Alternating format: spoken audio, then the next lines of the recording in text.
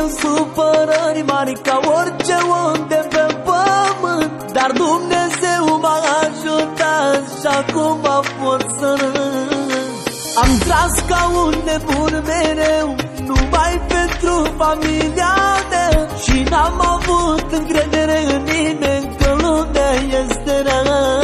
Să se audă în tot poporul cine e învingătorul, cine aruncă cu banii mereu ca Gigi Becali. Să se audă în tot poporul cine e învingătorul, cine aruncă cu banii mereu ca Gigi Becali. Milioane, milioane au produs băiatul iară, milioane, milioane să bage dușmanii în boală.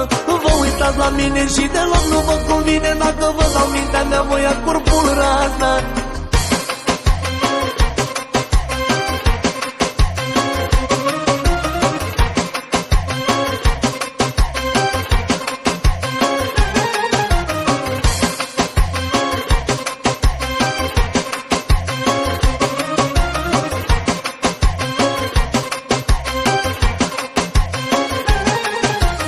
Curajul care l-am în mine e un curaj de om nebun, că nimeni nu m-a ajutat și-am mers singur de drum.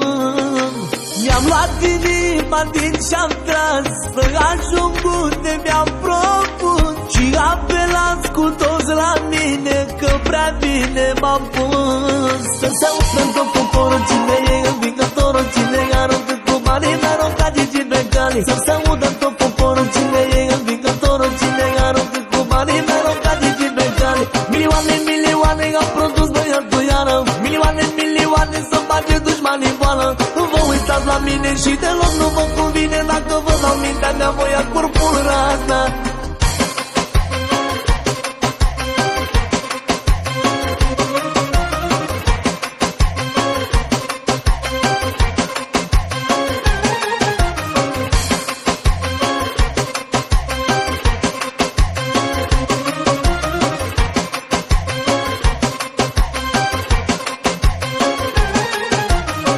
Sigur că dacă n-aveam bani, nimeni nu mă mai cunoștea, dar dacă am portofelul plin, mă iubește lumea. Se strâng cu toți în jurul meu și spun că sunt prietenii mei, dar eu știu că-s pe interes, că-s mai pervers ca ei.